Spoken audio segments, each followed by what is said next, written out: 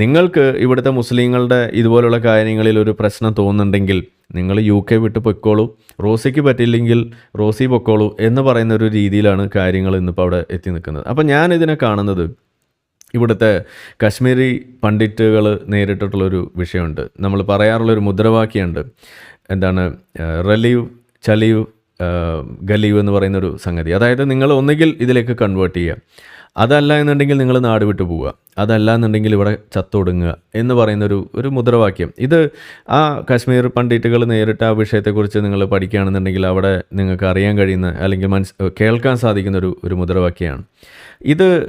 അവിടെ നിങ്ങൾക്ക് അതിൻ്റെ ഒരു വിഷ്വലൈസേഷൻ വേണമെന്നുണ്ടെങ്കിൽ ആ സിനിമ പോയി കാണാം. കശ്മീർ ഫയൽസ് എന്ന് പറയുന്ന സിനിമ കണ്ടാൽ അതിനകത്ത് അത് ഡെപിക്റ്റ് ചെയ്തിട്ടുണ്ട്.